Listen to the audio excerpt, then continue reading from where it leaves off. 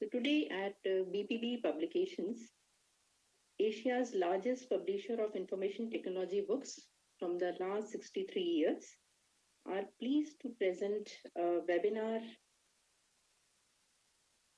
on common agile product development myths. So basically, the idea behind this online training is to understand the common agile development myths, the common scrum ceremonies and misconceptions about that. And we will also learn about these things in detail. So we start with the introduction of BPB Publications. BPP is Asia's largest publisher of IT books from the last 63 years. Started by Shri G.C. Jainji, who has been honored with the Padam Shri Award in 2002 by Honorable President of India for his contribution in spreading IT education in the country. We have published over 5,000 titles from the world-class authors and sold over 90 million books worldwide.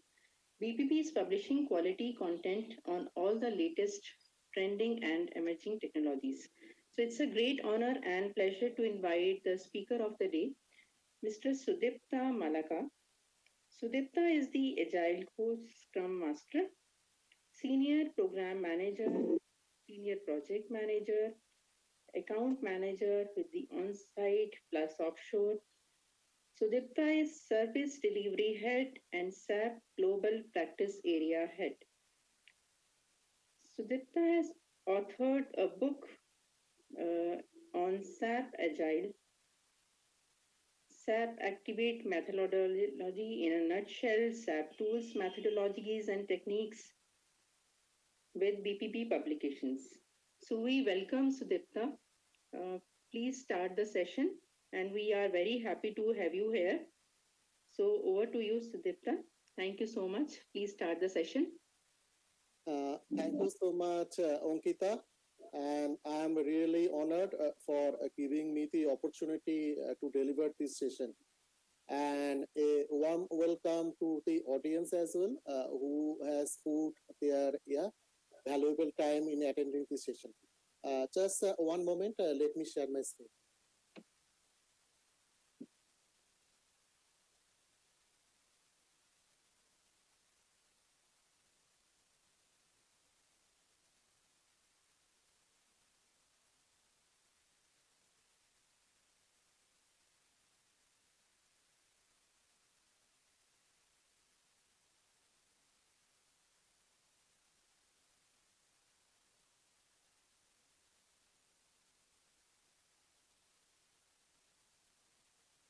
Ankita, can you please enable me as a host?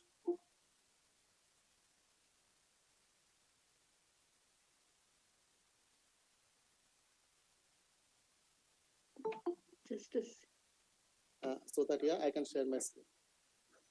Let me just stop presenting my screen. Right. Thank you, Ankita. Okay. Why it's not doing? Give me a second, please. It's not. I think right now I can find the button present now. Then I can right enter screen. Yeah.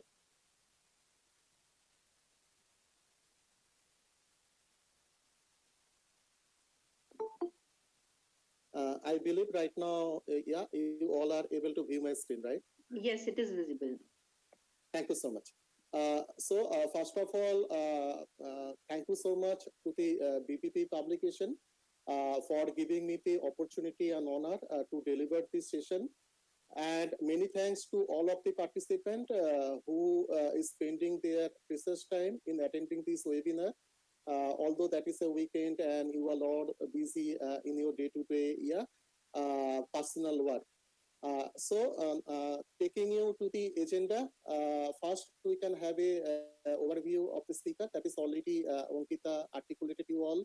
Then we can see what is agile and what are the different agile misconception, what people currently are doing in their organization and in their project. I will be taking you through almost 65 myths and what actually the reality behind that. And not another thing also, important pointer, what I would like to take you through the 20 popular prioritization technique. As people are getting biased that, yeah, prioritization technique is there, that is Moscow. It's nothing but must have, should have, could have, and won't have. But in reality, yeah, there are so many. You need to make effective use of it, yeah, based on the business, needs. Another thing also, we have seen that people are doing prioritization, but there are a lot of pitfalls and there are a lot of malhandling is happening. In terms, they are using the waterfall BART or Scrum BART, not actually following the Scrum Alliance rules and guidelines. And another thing also, based on my over 18 years of experience in IT, I'll take you through some of the cases, or some of the pointer why agile fail in most of the organization, in most of the project. And another thing also, we have seen that all the times the leadership, the CXO level, they need to inspire the organization, they need to inspire the team. So some of the formula I just take you through, and last but not the least, I just take you through some of the key success factor and golden rules on the successful product agility and some of the key takeaways. So that if anybody can have similar type of issue, they can make effective use of the lesson learned and the best practices, so that a similar type of issue they can minimize or nullify in their life. That is the main intention. This is already Ankita articulated you all in an excellent way. So in a nutshell, if you see the professional association with me, I am almost associated with all the global #1 association in the world. And I have done almost 2,000 plus international certification. But I just put some of the things, some of the industry expertise, experience I just put, some of the roles which I have played during my 18 years, I just articulated a few of them, and some of the value of our highlights, which I actually got in Lufthansa, in Nestle, and some other Fortune 500 clients.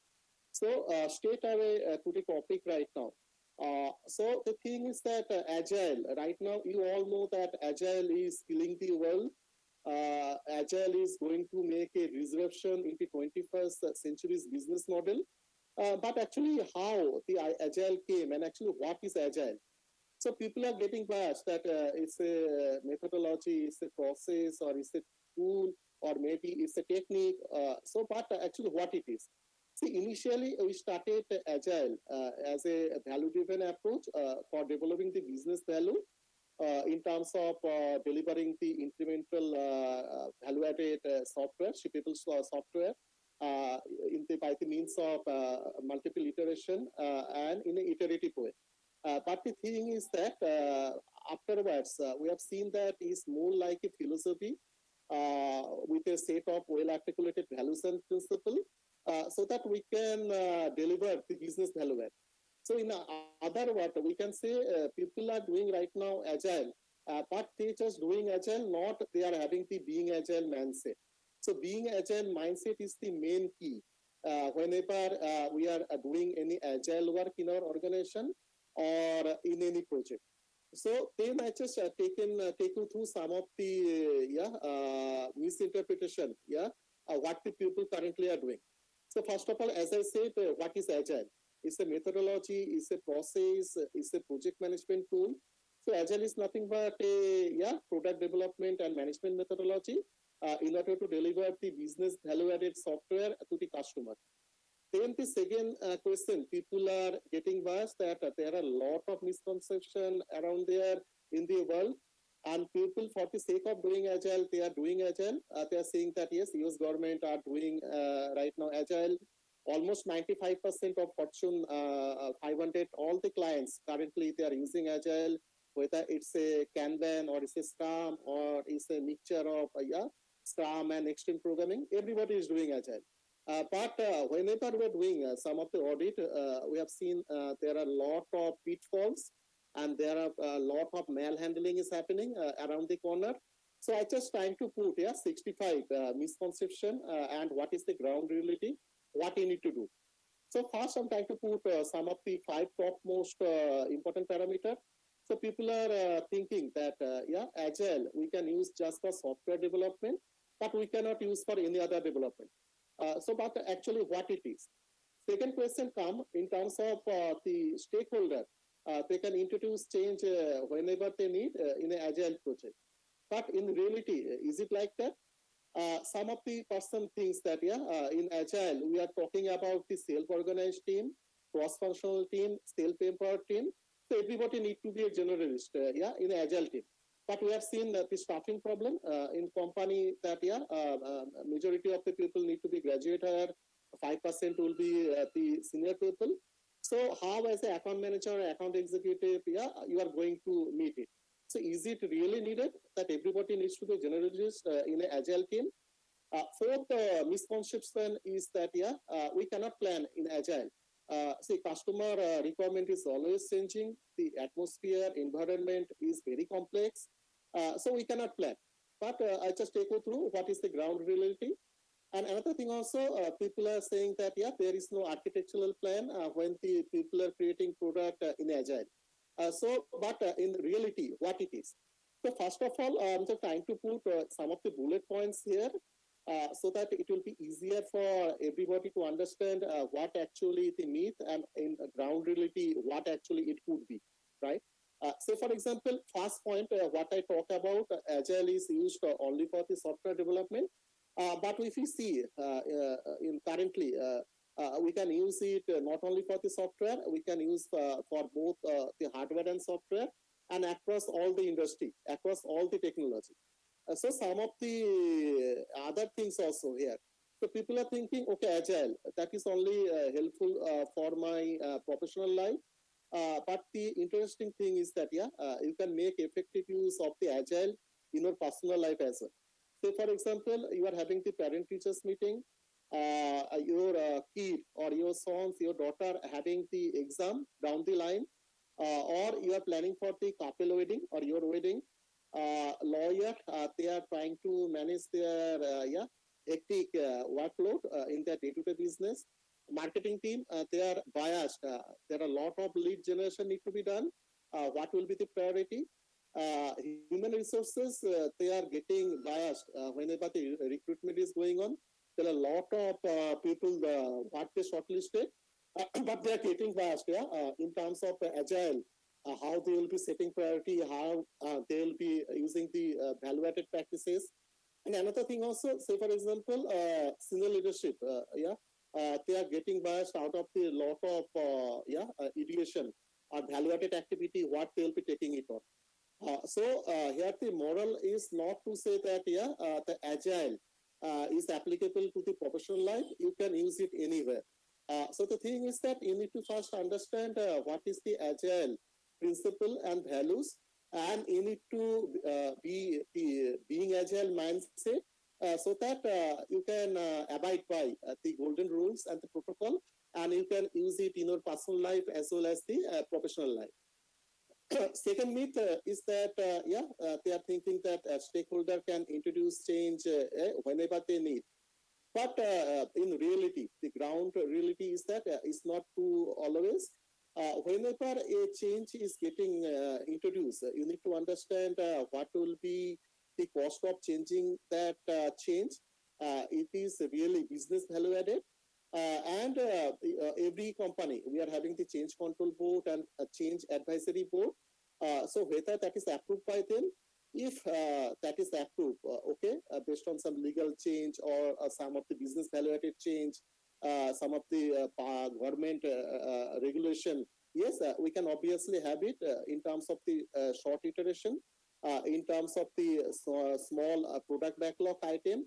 And another thing also, everybody need to be a common vision or common objective so that they can understand why they are doing something, how they are going to achieve the business outcome, and what are the steps in order to achieve the business outcome. So third myth is like that, everybody needs to be generalist or cross-functional. But in ground reality, we have seen that since we are talking about the team outcome rather than an individual person contribution, if few members they are cross-functional, that will suffice the need, and basically they can empower others. So at last, the team velocity and productivity matters over any individual contribution.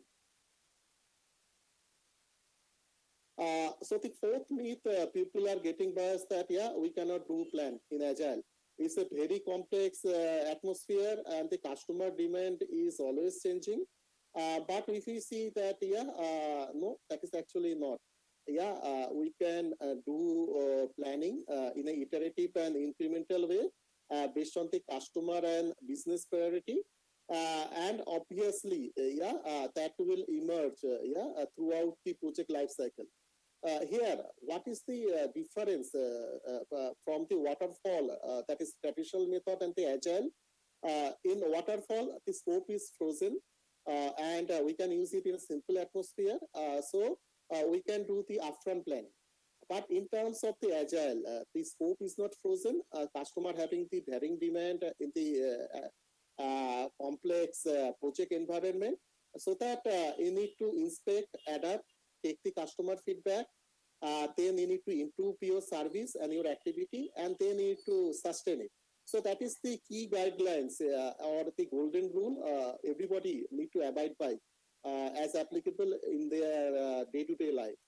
Another thing also, the main difference we know in the waterfall, that we are having different phases starting from requirement gathering, analysis, design, coding, testing, UAT, and then deployment to production.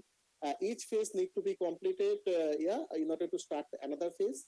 And in middle, if something comes up, if that is an additional scope, we need to create a change request. We need to have the proper approval, and based on that, we can do it by deployment of some resource. But in contrast, if we see agile, no, it's not like that.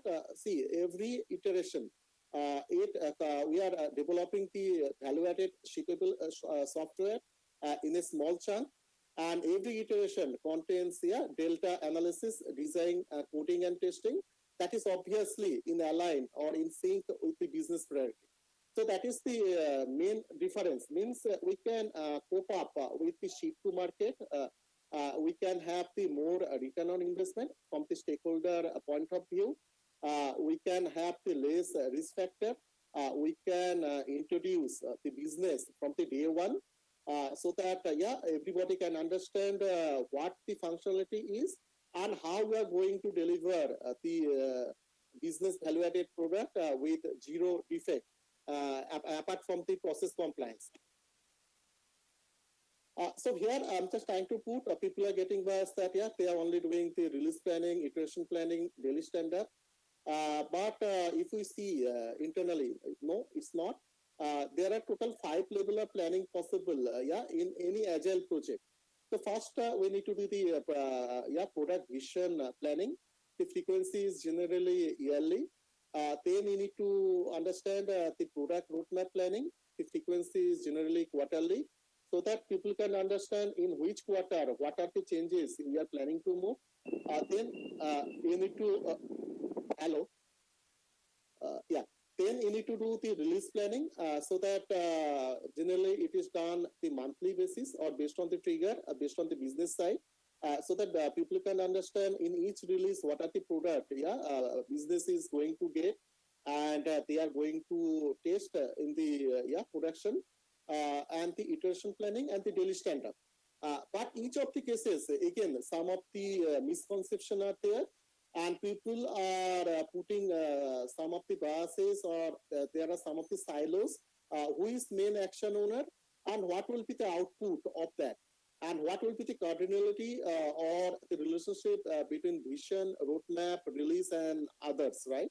So here I just put one picture so that people can understand in terms of the RACI, who is accountable, who is responsible, who need to be consulted, and who need to be informed in each of the activity, and what is the relationship between that. Means what is the parent, what is the child. Say for example, one vision could have multiple roadmap, one roadmap could have multiple release, one release could have multiple iteration, and one iteration could have the multiple story. So that's the WBS or work breakdown structure we can talk about. Other thing, we have seen that people they're saying architecture, everything is possible in a waterfall. But if we see that in agile we can do better architectural planning compared to waterfall. We are having the discovery phase where actually we are doing the business process reengineering, and we are trying to understand what is the customer and business current pain area, what are their current system, and what are their future system, and how we are going to do the feedback analysis. So the thing is that in agile, the architecture of a product emerges over the time. But obviously, since you all are working in a complex atmosphere, you cannot do the upfront planning as the scope is not frozen. So these are some of the key pointers. And then other things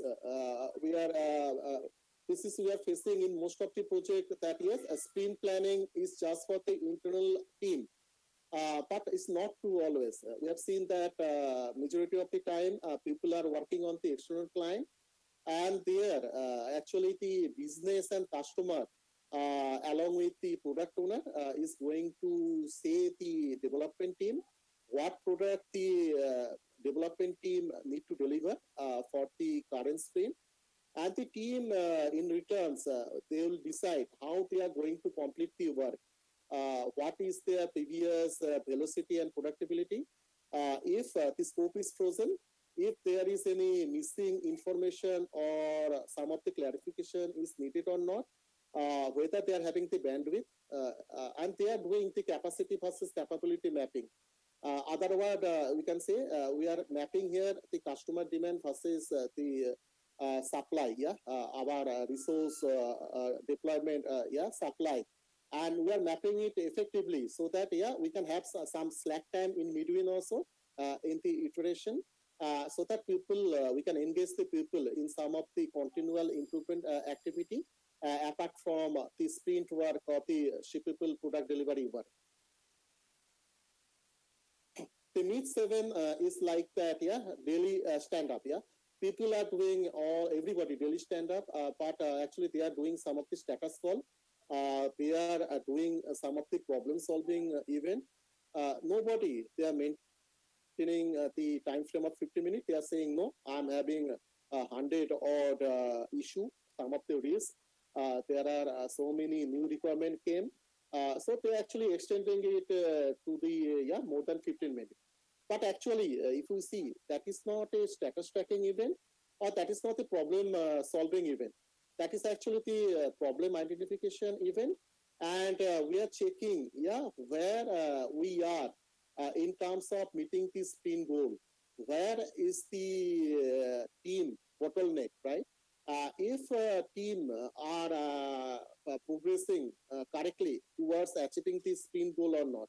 So we are having a look also the sprint bound down chart. But in most of the times we have seen they are thinking that it's a 15-minute. I'm having team members of 9 in each of the team. So every team member is saying what he did yesterday, what he or she is doing today, and what are the impediment in his or her way. And they are trying to solve the issue or impediment, on the spot itself. But in ground reality, it's the reverse. Then I'm just trying to take you, some of the generic challenges faced in the daily stand-up meeting. We have seen that, team, they are working, obviously, in a sprint. But the team members, they don't know what is the common objective, and everybody are in silos. They are not working on the common sprint goal. And they are using the waterfall BART or Scrum BART. So there are mini waterfall syndrome always, and there are cross dependency across the team. And also you are seeing that self-organized team you are talking about, but that is a buzz, and people doesn't know what does it mean. And other thing also in terms of the co-located team and distributed team, where we can have 500 team members using the Scrum of Scrum or Scrum at Scale or LACE or SAFe, right? So people they are not in sync for the distributed team and the co-located team. And obviously, last 6 months, we are running towards the pandemic situation where almost all the people across all the organizations, they are working, from home, right? But the teams are not in sync. They don't know how they are going to provide 24 by 7 support for some of their key customers. And they don't know how to validate the product backlog. Product owner, they are thinking that, he or she, nothing but the client, and they are the sponsor, they are the business, they are dictating the team state away, how they are going to build the product. And they are dictating and doing micromanagement and forcing the team to overcommitting something, not keeping the slack time within this sprint. They are having a lot of matrices, agile matrices, but actually they are not measuring anything. They are not measuring the velocity also for the team, so that they cannot understand how the team behaves, in the previous sprint, and how they can push back some of the work. So there are a lot of silos. So I trying to put here some of the generic challenges out of many. Then I'm trying to articulate some of the daily Scrum meeting best practice. We are having so many tools currently in market, 62 plus tool. But the most commonly used tool is Jira, version 1, and also we are having the daily Scrum tool. Why this tool are so popular? Say for example, Jira is a cloud enable tool, and we can have 1,000 plus add in, where we can integrate it to HPLM, to our organization metrics, to other tool, so that everybody can be on sync, right? This is some of the key pointer. Another pointer also, say for example, people are attending the daily Scrum meeting, and they are attending for the sake of attending, but they don't understand what are the values behind that. The first value, if we can see, it improves the communication within the team, and they can understand what are the key impediment, so that they can understand what are the pitfall, and what will be the way forward. And also that is enabling the quick decision making activity within the team member as well. And also that is improve the team knowledge. And we know that whenever we are talking to each other face to face, so our brain is functioning 60,000 better and faster compared to if we see something in the offline mode. And also there are a lot of technique we can use. I'm trying to just articulate few technique. Telemetry technique we can use to measure the value. We can use the dot voting and the bottom-up session technique in order to make the decision making, whenever we are having several idea within the team. Then come to the Meet 8. We are thinking that, sprint review is just for the internal team to show the business demo. This two term is most commonly they are using. Okay, we are having a business demo. They are not saying the sprint review. And okay, who is the participant? My product owner is there. Scrum Master is there. The team is there. But actually that is not. For the external project, the customer and business is mandatory. And that is actually not a business demo. What actually we are trying to take it in that ceremony, we are trying to showcase what actually the team build, what we are supposed to build, and where we build, we are going to take them, in the screen mode. What are the features and how it behaves, and they are checking it based on their statement of work and based on their contractual obligation. And customer, rather to say end user or business, they are giving instant feedback on the product, whether that is fine or they need some more fine tuning on the product. And based on that, the product owner, he or she can groom the product backlog immediately and can set priority. What would be the product in the next iteration? And another thing also, here the end user, they are saying what are the market direction for the product based on the current market situation. So that the people can understand, whatever they are doing, and that is in sync with the current market condition, and that is in line with the end user priority. Other thing, yes, sprint retrospective, that is another ceremony. They are just thinking that, they are using this sprint retrospective for the removing impediment for the internal team.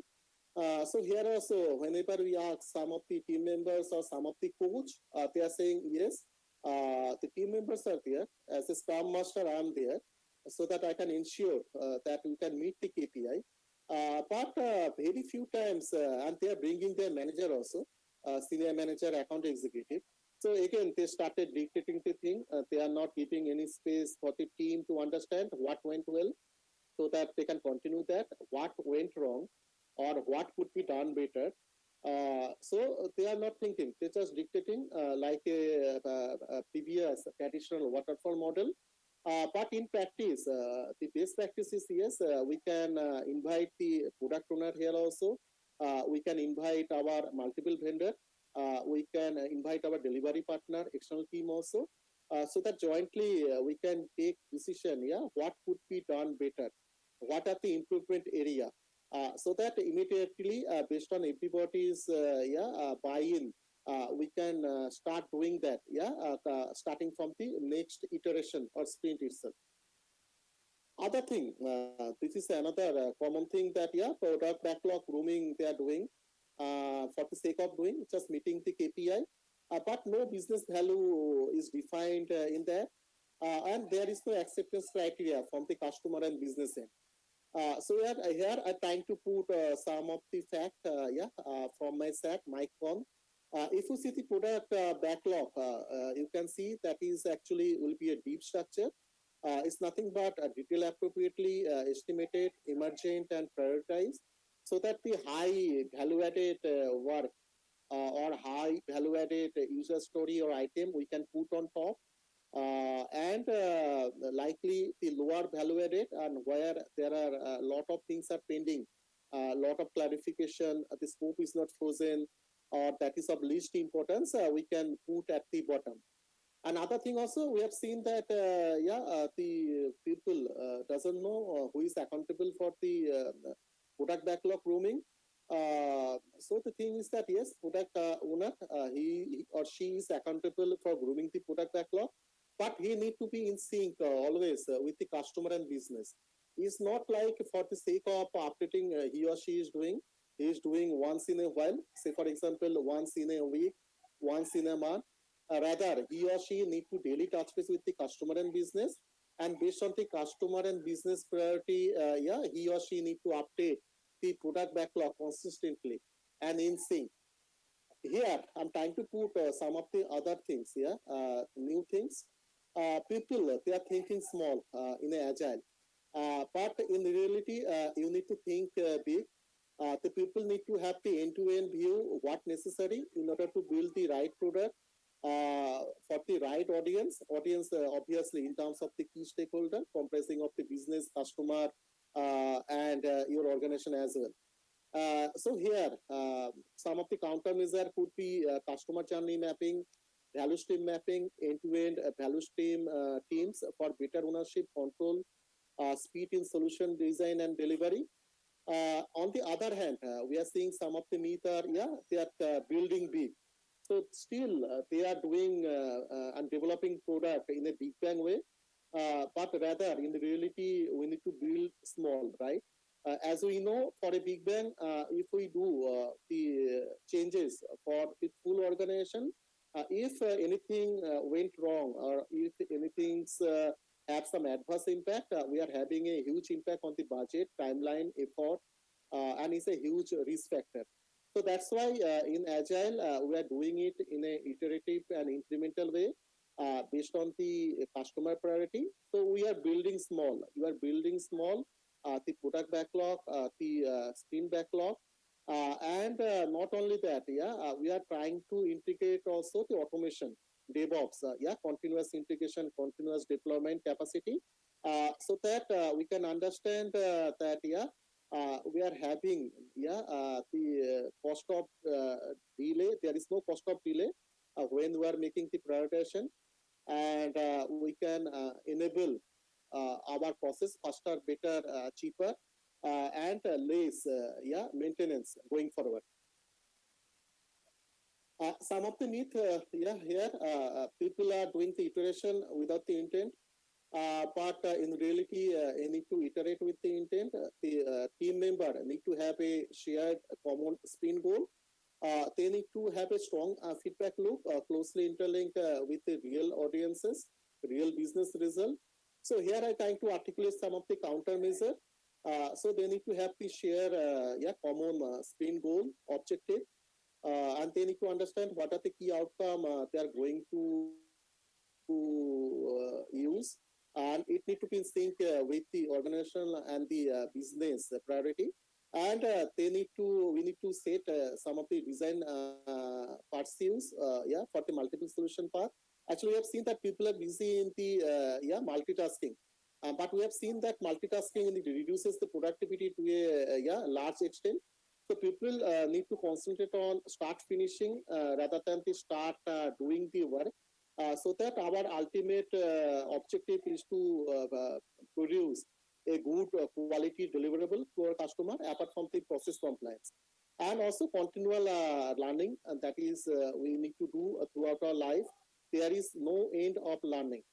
Other thing, the people here, they are using the waterfall syndrome. There are silos, they are always like or love it to go along.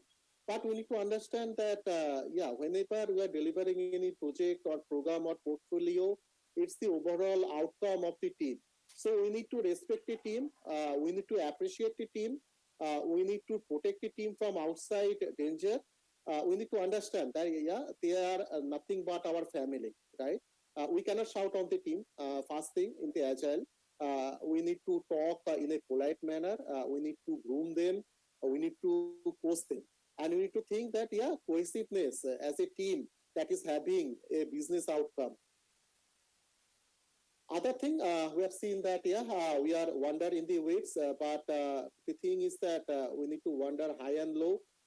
You need to understand that agile coach and Scrum Master, they need to be mostly tactical, keep your team focused, empowered, self-organized. So some of the countermeasure I just put, first thing is that they need to be transparent and share with their team what are the market context, what are the customer feedback, what are the result. It's not like whenever the escalation come, they are going to just tell to team or trying to make them scapegoat. Rather, whenever the appreciation will come, they need to first appreciate their team. So that is another things what I have seen that many of the same level 5 they are getting biased. Majority of the people from the director and CEO level, whenever appreciation comes, they are mainly busy pleasing their boss rather than appreciating the people. We need to understand in a tree, the roots is nothing but the people or our team who are producing the crop. And whenever we manage our CEO, is nothing but different branches of the tree. And whenever the fruit comes, it's nothing but our shippable product. If the fruit is good, then the birds are come to take the fruit, right? So if our product is very good, so we can sell it. But if there is no root of a tree, we cannot survive, whether we are a founder, we are a CEO. So respect to the team, that is the main thing, which I have seen still today in most of the organization, they are lagging behind in that. Other thing also, absent product owner. Product owner generally absent in the Scrum ceremony, like the sprint planning and the sprint review. But we need to understand that, product owner attendance is mandatory in the Scrum ceremony, like the sprint planning and sprint review, as he is the accountable person along with the customer and business. So he cannot bypass some of the major event like that. Similarly, we have seen that customer business, they are not present in the sprint review. Sometimes we have seen that is intentionally they are doing, and they are saying they are always busy. If that is the case, every company having some of the escalation metrics, every company having governance steering committee protocol, please try to highlight it to the project board so that they can take care based on the contractual obligation and the escalation metrics. So other myth, we have seen that, they are saying we are too tight in the budget, right? My executive and the project board, they given us less money. where the customer they are asking, yeah, I need 100% product quality. And another thing also, HR, they given us the strict rule, 95% graduate here, you need to onboard in your project, and customer asking the 100% quality. So that's why in my project, as an account executive, I have given one person who is simultaneously doing the product owner work and also Scrum Master work. No, that is wrong. And if you are doing something, we need to do it by heart. We need to follow the Scrum Alliance guideline. So product owner and the Scrum Master position cannot be shared. So whatever problem I shared, for that several solution is there. We need to come up with several accelerator, several bot are there, several ways of doing that is applicable. So for example, they are having the business having some of the constraint in terms of the budget. So then you can do it in a iterative and incremental way based on different month, based on different quarter, so that the business cannot have the constraint. See, other thing, people they are thinking that in agile they need to just coding the thing without design. It's a tight deadline, but in fact that is not right. So we are having a slack time as per the Scrum Alliance. 25% to 30% slack time is recommended in each of the sprint. And we are having the fast iteration, which is used for all planning, process, method, and tool and infrastructure setup and architecture setup. And in the subsequent sprint, we are doing the design followed by the build activity, testing, and deployment to production. Another thing, we are thinking that there is loss of control in the agile project. But if we see in ground reality, they are having the sponsor, agile coach, the Scrum Master, all the key stakeholders, they are having the full picture and full progress and full control of each and every iteration. Say for example, Jira, we are getting a dashboard, right, based on every user authorization and authentication and the role, and we can understand, say for example, under me 500 projects are going. I can have a dashboard where I can see how I am progressing, where I am supposed to be, where I am as a CEO or as a account executive or as a agile coach, advanced level, what I am supposed to do. Another misconception what we have seen that Scrum cannot be used for critical project, but we have seen that we can use it for the life critical project as well. Other thing, Scrum doesn't scale, but yes, we can use it for major project. I myself work in a agile project where 1,000 people are working based on 90 different countries, different time zone. Yes, see, in market there are a lot of processes there. Scrum at scale, safe, Scrum of Scrum, less. You need to understand the thing is that whenever business are giving us some of the service, they are least bother what are the process we are going to follow, but they are most bother about the product. Again, out of 1,000 odd processes, as an agile coach, as a steering committee key member, you need to decide how we are going to put the customer delight, how we are going to have the maximum customer satisfaction service score, and you are going to get the maximum net promoter score, and accordingly, please align your team members. Other thing, we have seen that Scrum cannot be used in a big corporate, but in fact, we have seen, if you see the 2020 top 3 player is nothing but Samsung, IBM, then Microsoft, Google is there, Oracle is there. Everybody currently they are using the agile. Okay, that is the world ranking, in the 2020. But you can see almost all the organization, 100% they are using the agile. Another thing that is also dictator activity. The product owner they're dictating how to sprint planning meeting. In the sprint planning meeting, how the development team need to develop the product. But in turns, no, that is not his territory. Our team is cross-functional and self-motivated. They will decide how they are going to accomplish the sprint goal. They will decide how they are going to build the product in a sprint. So product owner scope is only to say what the development team need to build. And that is also not his or her view. For an external project, that is the customer and business view or instruction to our delivery partner or to our project team members. Other thing, we have seen that product owner is doing the sprint backlog grooming like a Hitler, but no, the product owner cannot do the sprint backlog grooming. That is this Scrum team or the development team will be doing. Product owner will be doing only the product backlog grooming. That is also in line with the customer and business fair. Other things we have seen that Scrum Master, he's thinking that he's a process champion, he's a process expert, he's a Lean Six Sigma Master Black Belt, or he's ICP SSC, so he started doing the release planning as well. No, he cannot. As per the Scrum guidance, rules and guidelines, the product owner is accountable for the release planning, but obviously Scrum Master or Agile coach can facilitate the thing. He can remove some of the impediment, some of the roadblocker, or he may assist, but he cannot dictate the product owner how to do the release planning. Other thing also we have seen whenever the sprint cancellation is done by the Scrum Master, whenever we have seen the business or customer, they don't need any change at this point of time, but actually we can't. The product owner is accountable, but yes, Scrum Master can assist. Other thing we have seen that product owner is never present in the sprint retrospective. But yes, the recommendation is always involve the product owner.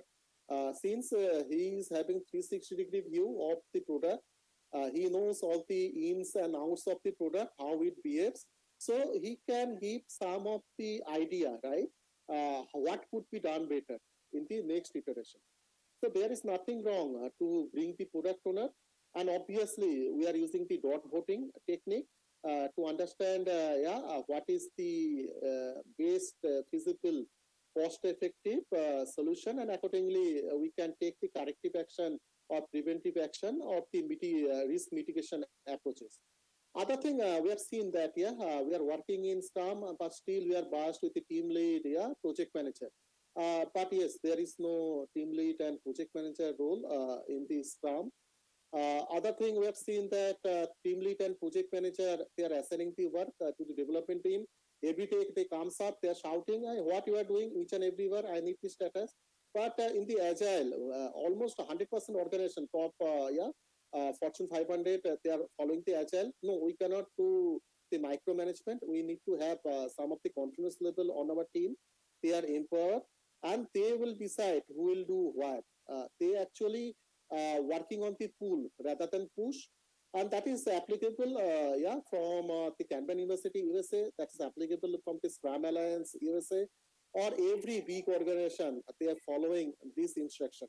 If you think some of the CEO or some of the big people are doing some of the malfunctioning, please feel free to highlight it to the founder or the Scrum Alliance or the Kanban University, so that during the external audit they can come up with some of the action item, okay, based on the non-compliance action item on the organization.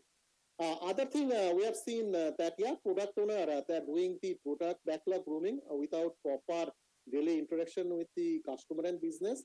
They are making the customer and business as their friend. They are going outside to have a tea and coffee. But in terms of the product backlog grooming, they are not doing frequently on a daily basis. So that is another thing. They need to take it as a daily habit. So if you feel the product owner is not doing, so again, there is some of the escalation metrics. There are some of the meeting protocol in terms of governance and steering committee. Please feel free to highlight it to the proper stakeholder. Other thing is that we have seen that they are using Scrum in a simple atmosphere, but actually it's not. We can use the waterfall here. The atmosphere is very simple and the scope is frozen. We can use the Scrum in the complex atmosphere. Another myth is we are using the Scrum where the team size is 13. But yes, we can use the Scrum where the team size is 3 to 9, including one product owner, one Scrum Master. Here I'm trying to put, people are thinking and getting biased that Scrum is having 4 role, Scrum has the 3 meeting, Scrum has 4 artifacts, Scrum has 2 activity. But in ground reality, in Scrum, we are having 3 roles. It's nothing but the Scrum Master, product owner, and the development team. Scrum has 4 meetings and ceremony. It's nothing but the sprint planning and daily Scrum, sprint preview, and the sprint retrospective. Scrum has only 3 artifacts, not 10 and 12 artifacts. It's nothing but the product backlog, a sprint backlog, and the product increment. And Scrum has 2 activities. It's nothing but the product backlog refinement. Here, just trying to take some of the other misconception. So people are thinking in Agile we don't have no rule, no accountability, no team charter we can put.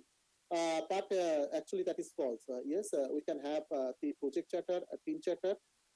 We can have the racing so that people we can set up some of the rules and guidelines, and we can understand for each of the tasks who is accountable, right? So that as a whole, as a team, we can produce the maximum business outcome. Other thing also, no transformation is required since there is no accountability in this Scrum project. But yes, that is mandatory. The accountability and transformation, that is mandatory in this Scrum project. Other thing we have seen, the leadership activeness is missing in the impediment resolution.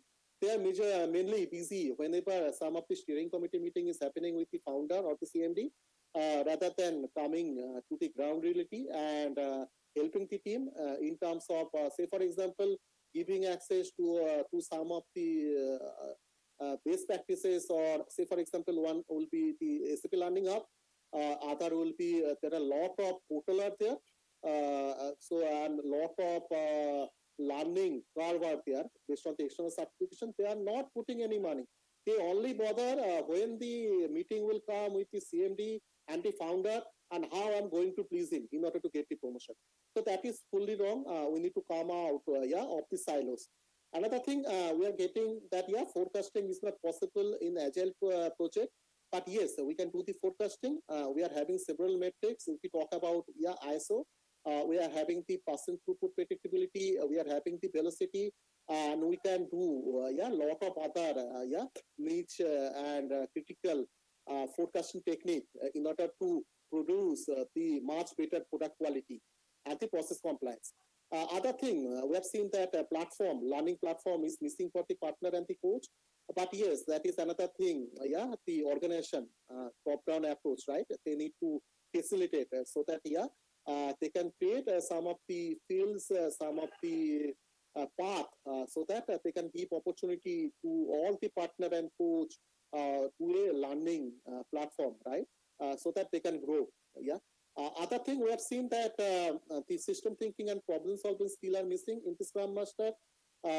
Similarly, the empathy, emotional intelligence skill is missing for the reserve Scrum Master. No, that is mandatory.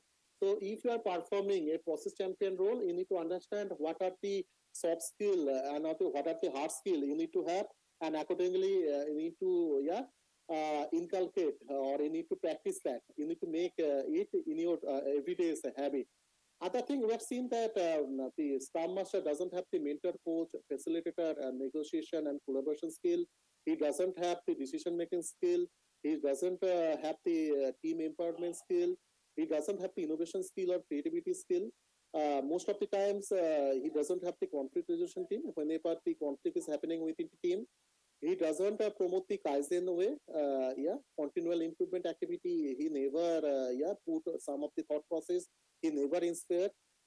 He doesn't maintain the external radiation to the team progress. He doesn't facilitate the Scrum event, and he doesn't promote even the Scrum values and principle from the Agile manifesto. But in practice, that is mandatory, and you need to abide by it. Some of the other silos could be, Scrum Master doesn't protect the team from the interaction. He doesn't own the impediment removal. He's just trying to delegate it to some other people. Yes, he can delegate, but he need to coach the people. What is the issue?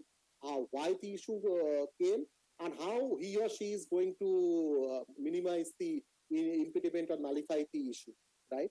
So that is the thing, and all the things are key ingredient, and one Scrum Master cannot bypass it for any of the excuses.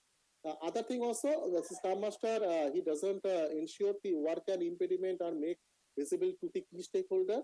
He doesn't ensure the work and impediment are made visible to the key stakeholder. He doesn't ensure the work and impediment are made visible to the key stakeholder. He doesn't ensure the work and impediment are made visible to the key stakeholder. Some of the people are thinking that the Scrum Master cannot coach the team and the product owner. Scrum Master doesn't encourage the creativity and the unique perspective of the team members. He is not encouraging for the ideation.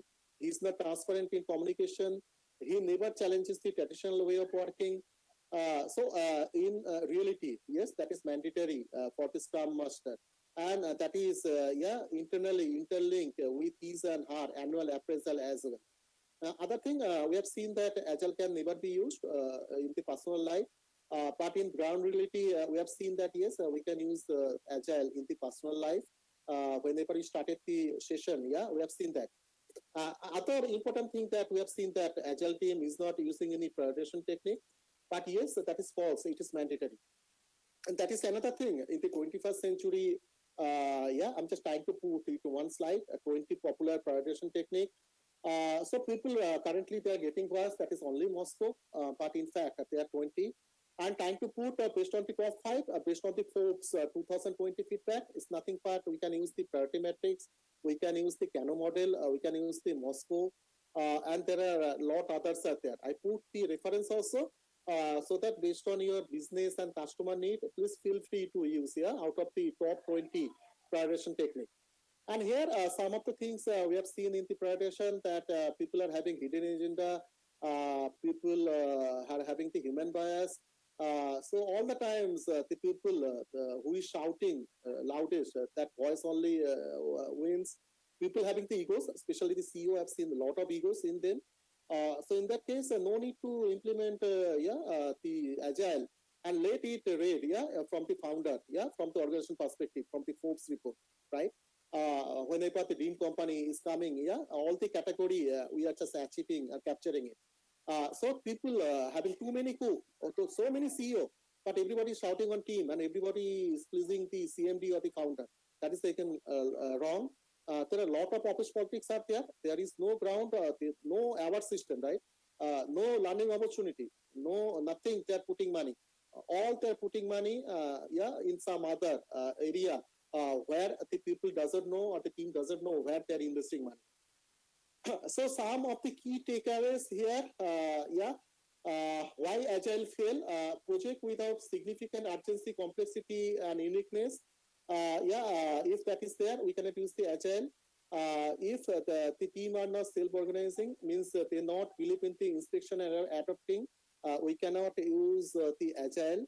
Organization, their founder or the top down, CXO, they are not investing in a good engineering practices. Say, for example, test-driven approach, continuous integration for the cross-functional team, lesson learning or learning perspective. Then we cannot use the Agile. Customer, they are not willing to take part in the product development and they want to do the traditional way of doing the things. Then yes, obviously we cannot do the Agile if there is no funding from the customer and business. So people, they are very strict and very arrogant that they will be doing big bang. If you want to do something, you will be thrown out by the CXO or the founder. Then better not to do. Everybody having family, we can skip Agile there. People, they are doing iteration and implementation without the automation test, without the DevOps. And that is actually, getting entertained by the founder. Then yes, obviously we cannot do the Agile. And people are doing iteration, but not even a single shippable work increment they're delivering in a single sprint. No, that is incomplete work. If that is happening, we cannot do the sprint and Agile.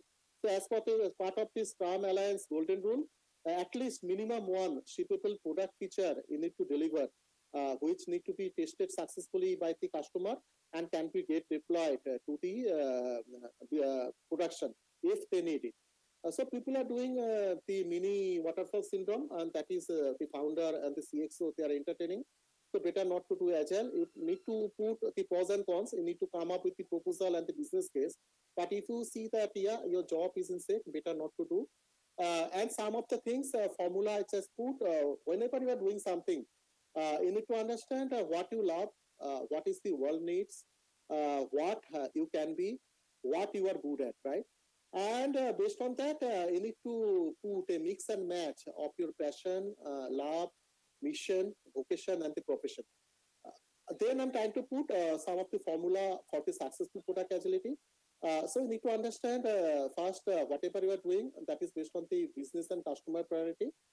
So you need to identify the value that impacts the business, and you need to develop according to the vision and the roadmap.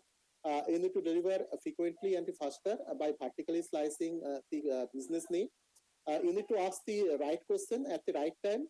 It's nothing but the effective questioning technique you need to use. Better not to use any closed question, better to use the open question. And you need to build the right product, what the customer love. You need to nurture the undaunted team. You need to engage the customer and business in your daily routine.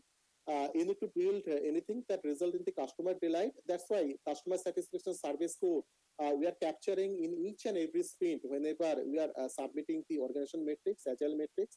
That is mandatory. Out of 1 to 10, 8 to 10 means fine. If that is 7 or less, yes, we need to come up with the root cause analysis. So that's why I'm trying to articulate in terms of product, process, and metrics. Yes, we always need to think how we can remove the waste. So, for example, we need to avoid the overproduction by involving the customer and business in our daily routine. So that whatever people are doing, that is based on the customer and business priority. If something went wrong, we need to do the root cause analysis. We need to chalk out what are the actionable items from the retrospective, and we need to nullify the open action, right, in terms of the corrective action and preventive action. We need to have the metrics so that we can measure everything that result in the customer satisfaction. So here a single thing I'm trying to put, funny picture. Previously, but yes, I've seen during the ISO audit, since I'm an ISO lead auditor, 9001, 27K, 20K, and some other area. We have seen that, most of the organization, although they are same level 5, but whenever till now business is doing something, the boss is having very big rapport with the business and customer. He's just like a Hitler. They're saying go. So he's not taking care of the team, where they are, whether they're having any personal problem, whether we are mapping the capacity and capability properly or not. But that's why this the team and the Scrum Alliance, Kanban, University, everybody, Scale Agile Framework, everybody come together and they put that, yes, whenever business and customer is saying something, we are having the coach, right, advanced level, they need to show the path. It's not like pulling a cart. Rather, they need to inspire the team without shouting. They need to follow the servant leadership, all the principles, rules, and guidelines. So I'm trying to put here one of the slide. In part of a user story, right? As a leader, I want to enable my teams to be their best, so that what are the benefits we are going to achieve, so that they deliver the great business outcome. We can delight our customer. Our teams are happy, so that no overburdening of the team. The attrition rate from the organization is very less. Everybody is very happy. Our organization is dream company, top 10 out of the global ranking. It's not Indian ranking, talking about the global ranking. And another thing also, and I want to become a leader, what following. Say, for example, if you see anybody's Twitter, 1 million followers, everybody is following that person. Why? The person is not showing that he's a CEO. The person is showing some of the best practices, some of the social media. Say, for example, Twitter, Facebook, and LinkedIn, and people lovingly they are following. So that's it from my side, and thank you so much to you all for your precious time.